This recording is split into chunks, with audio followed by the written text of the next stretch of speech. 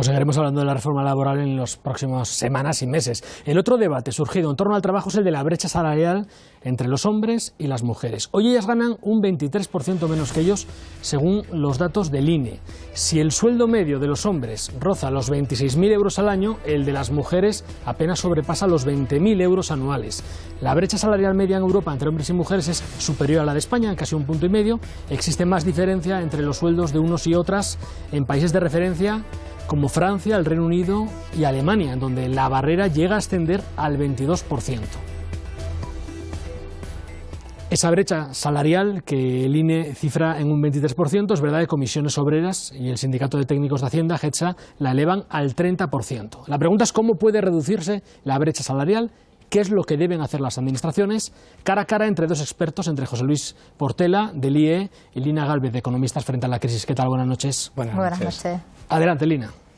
A mí, antes de empezar a dar soluciones concretas, me gustaría hacer hincapié en lo importante que es este tema, ¿no? Y no es importante porque pensemos que es una cuestión de justicia, que también, ¿no? Que decir, bueno, está claro que sí estamos cobrando menos que los hombres como media, sino por la ineficiencia que también esto supone. Hay que tener en cuenta que las mujeres somos la mayoría de las egresadas universitarias, que además lo hacemos con mejores notas. Somos ya desde el año 2001 en mayoría entre las personas con educación secundaria y terciaria, desde el 2001, y en cambio luego tenemos muchas menos oportunidades en los mercados de trabajo y encima luego cobramos menos, ¿no?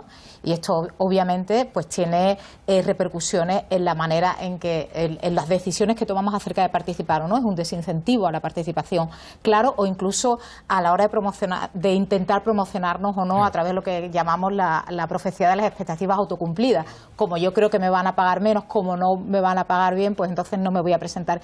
Y sobre todo para mí tiene un efecto muy pernicioso, que es que disminuye nuestra capacidad de negociar tiempos y trabajo en la familia. Y eso lo que hace es perpetuar los estereotipos, perpetuar la división sexual del trabajo y, en definitiva, que no nos presentemos en el mercado de trabajo con igualdad de oportunidades, ¿no?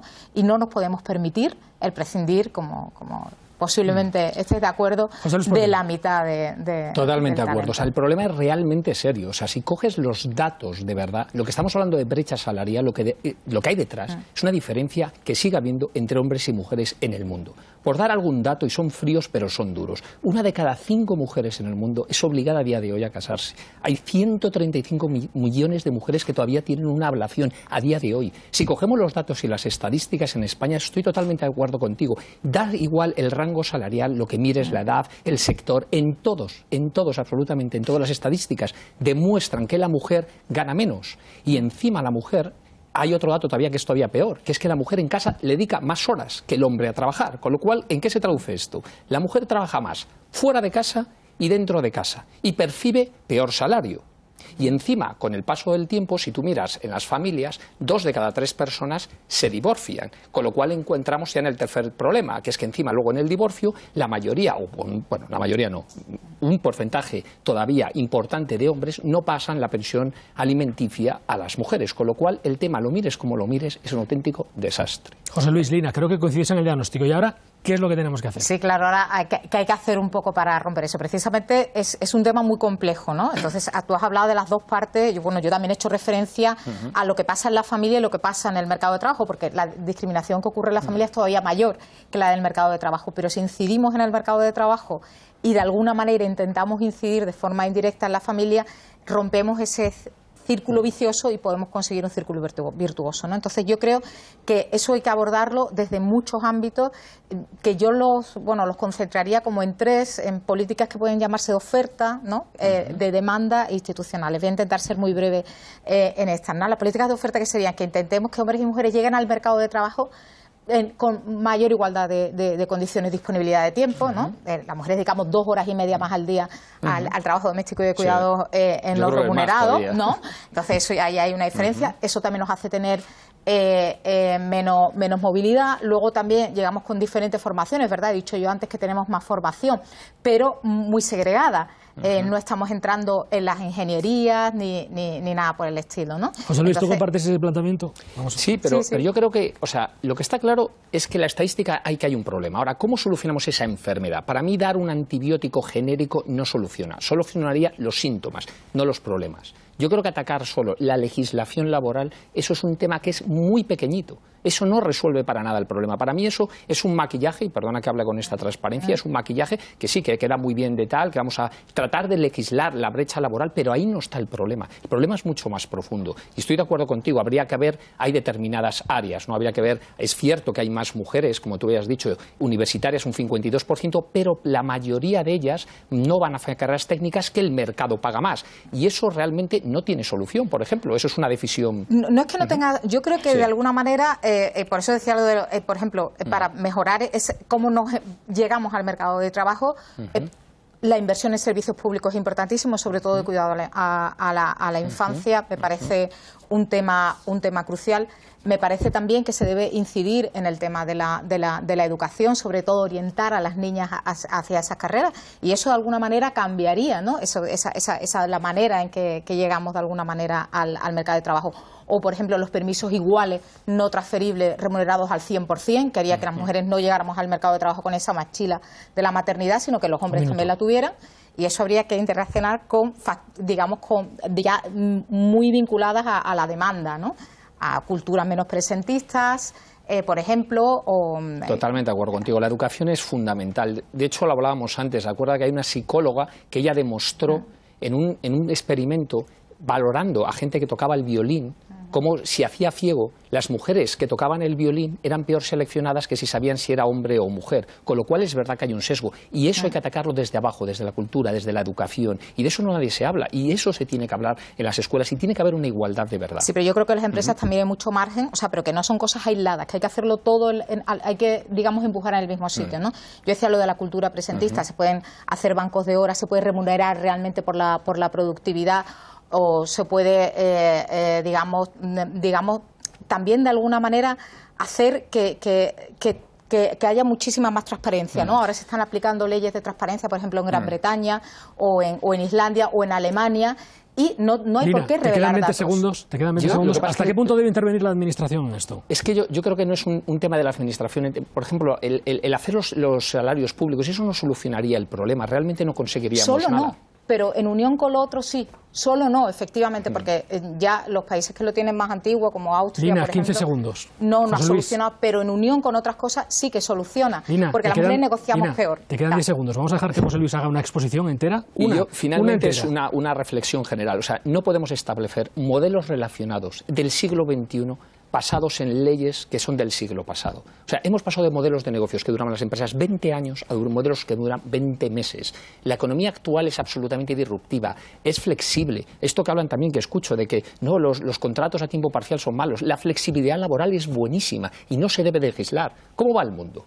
Los americanos lo inventan, los chinos lo copian y los europeos lo legislamos, que somos tontos de verdad. Tratamos de solucionar problemas legislando absolutamente todo. Así no se va a conseguir nada. A través de la legislación únicamente, y lo sabes, poco se va a hacer. Pero yo lo que he dicho precisamente que lo que es un conjunto, ¿no? Y también hay que cumplir, tenemos leyes buenas, cumplámoslas, ahí podemos poner la inspección de trabajo, también crear incentivos para las empresas. Mira. No solamente última intervención, José Luis. No, o sea, estoy de acuerdo. O sea, yo recuerdo que había un catedrático mío de mecánica de fluidos que decía: los sistemas complejos tienen respuestas sencillas, comprensibles y erróneas. Y no es solo un tema. Pero yo que oigo mucho este debate, cuando lo vemos, solo hablan de la reforma laboral. Y es que lo que hay que cambiar es el sistema. O sea, es decir, tenemos que cambiar la forma de la relación de los profesionales con las empresas, y que no hemos hablado de las pymes, incentivando a la pyme. La pyme genera más del doble de empleo.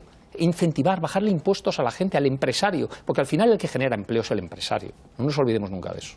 Que también hay que cambiar la mentalidad. José Luis Portela, Lina Gálvez, muchas gracias por este cara a cara bastante ilustrativo. Os invito a que os suméis a la mesa durante unos minutos para intentar analizar con profundidad la brecha salarial y qué es lo que podemos hacer.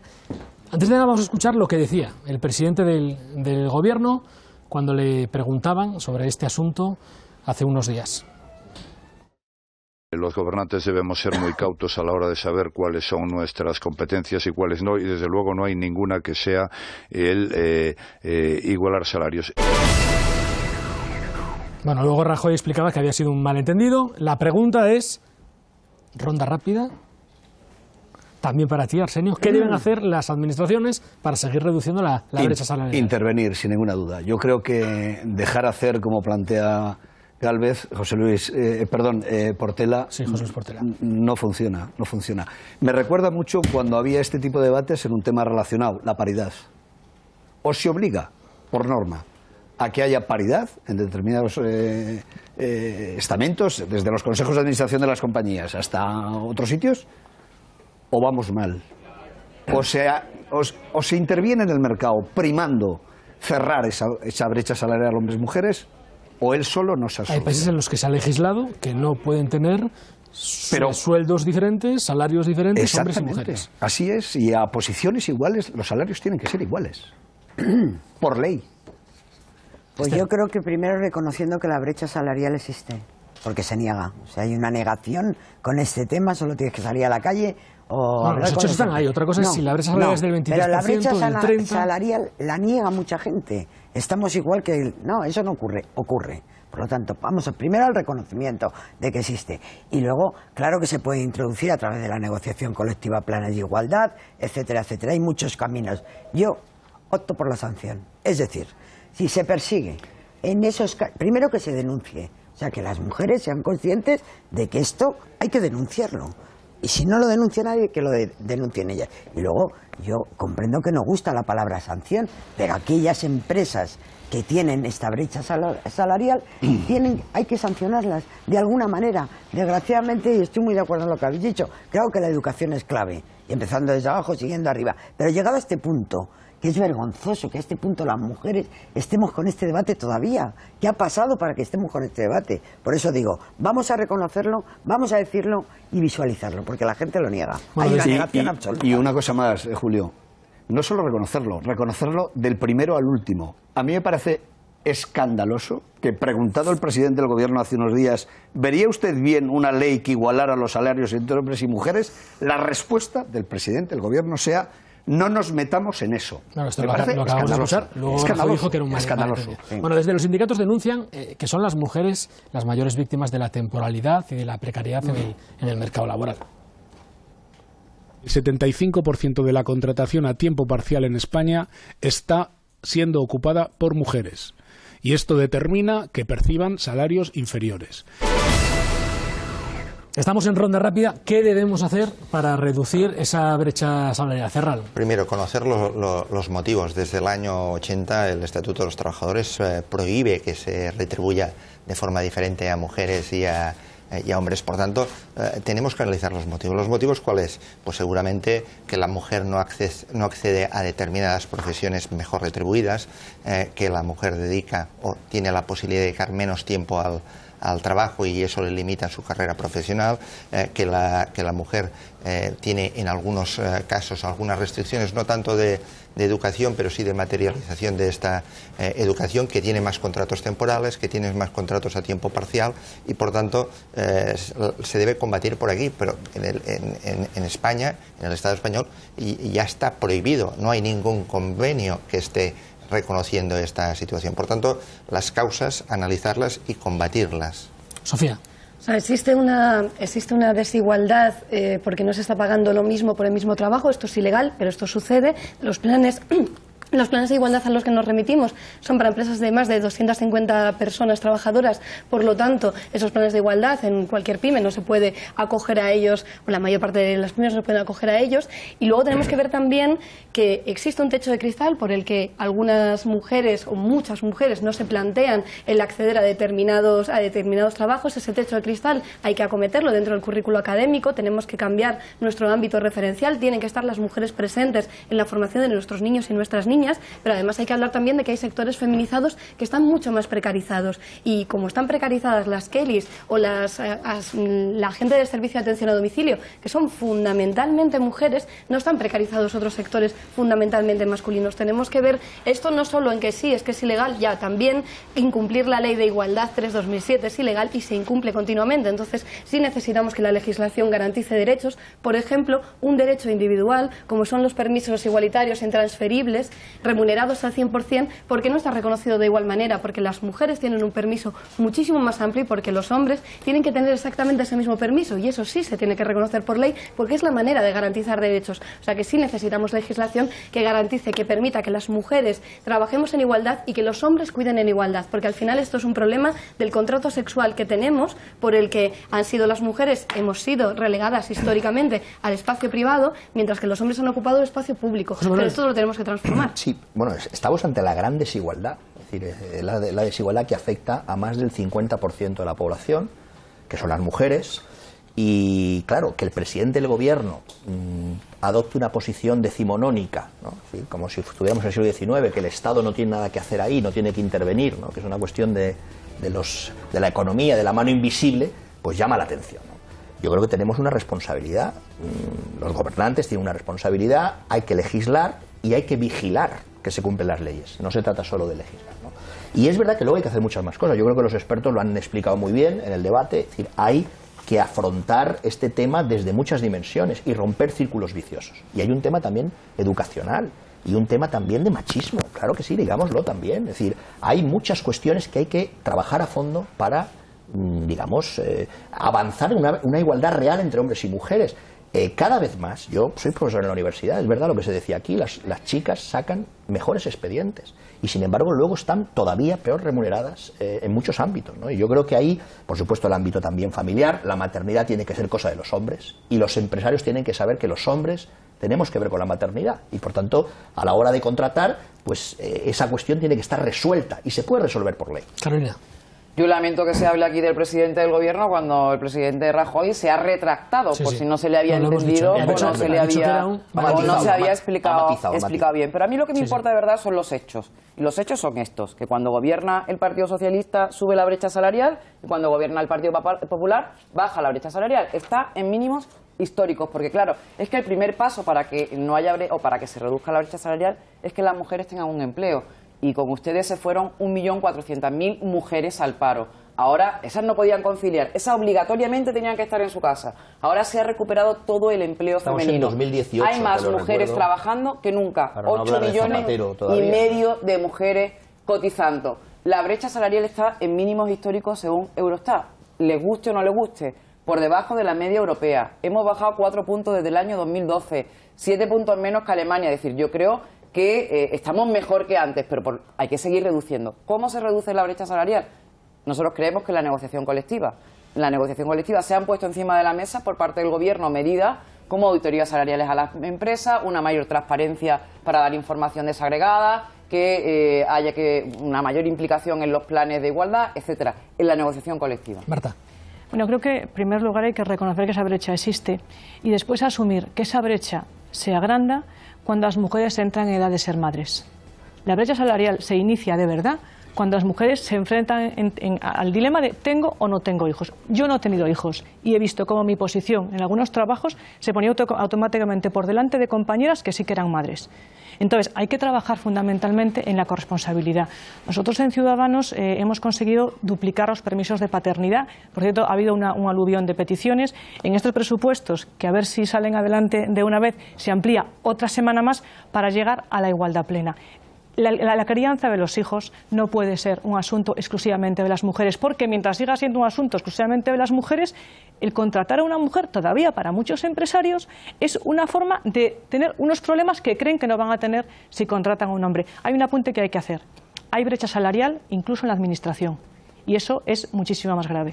Última intervención de nuestros expertos. Lina, de lo que has escuchado, ¿con qué te quedas? ¿Qué te ha llamado la atención? Pues primero, el tema de la segregación, tanto horizontal como vertical, es fundamental, ¿no? Y eso tiene mucho que ver con, bueno, pues elecciones que se hacen, pero esas elecciones también tienen que ver con las oportunidades reales, que hacen también que vayamos cambiando pues nuestras elecciones, ¿no? Es cierto, la brecha salarial ha bajado poquito, pero la brecha salarial viene bajando desde hace mucho tiempo, quitando el pico de la crisis. Viene bajando desde hace mucho tiempo, sobre todo por la mayor incorporación de las mujeres a la educación superior. Por tanto, es algo en el largo plazo que y es una bajada relativamente pequeña y sigue siendo escandalosamente alta. Los permisos no son iguales lo que vosotros habéis propuesto, son iguales cuando sean todos iguales, intransferibles y remunerados al 100%, porque mientras dejemos una parte, lo sabemos por la comparación internacional, mientras dejemos una parte que sea transferible, más del 95% de los casos los van a seguir cogiendo las mujeres. Por tanto, no funciona en ese sentido. Y luego yo creo que, por ejemplo, la transparencia, las medidas que se han puesto de transparencia en Gran Bretaña son importantes, porque lo que sabemos también es que las mujeres, la negociación colectiva no nos ha beneficiado, porque los pluses, gran parte de la brecha está precisamente en los pluses, es algo que se tiene que ver, pero cuando negociamos individualmente también lo hacemos peor, porque desde pequeña nos han enseñado a tener menos asertividad, etcétera, etcétera. Por tanto, pues también la negociación hay que conclusiones, José Luis. Analizando el problema, realmente para mí la brecha salarial tiene 3 causas, Raif. La maternidad, sin lugar a dudas. Esa es la gran brecha. De hecho, al principio de las edades de las mujeres no se produce tanto, se produce a partir justo de la maternidad. Ahí habría que hacer algo. Lo segundo, el tipo de carreras. Ahí poco podemos hacer. Si el tipo de mujeres quieren un tipo de carreras que está mejor pagado en el mercado, no mucho se puede hacer. Y el tercero, el tipo de trabajo, que estoy de acuerdo. Pero la causa no es que un ingeniero gane menos que una ingeniera por sí, porque cuando hablas mucho de brecha salarial la gente interpreta que los departamentos de recursos humanos, yo tengo una empresa de headhunting y no he escuchado jamás en mi vida a nadie hacer una diferenciación entre hombre y mujer a la hora de contratar. Y eso es una cosa que hay que decir, porque la gente saca esas conclusiones. Y finalmente que están aquí todos los políticos, si os pidiera una cosa, de verdad, que os unáis, aunque solo sea por esto, que empecéis, no modifiquéis el Estatuto de los Trabajadores, lo cambiéis desde cero. Estamos en el siglo XXI, en un modelo de negocio totalmente digital que va a cambiar. Y por cierto, el trabajo por horas es bueno y hay que retribuir a la gente. ¿Sabéis por qué? Por hechos, por hacer, no por ir al trabajo. Es que está cambiando todo y estamos todavía hablando del siglo pasado. Con el siglo pasado no vamos a conseguir nada. José Luis Portela, Lina Gálvez, muchas gracias por ayudarnos a ver un poco de luz y a ahondar en las causas de la brecha salarial y en sus soluciones. Hasta una próxima ocasión. Bueno,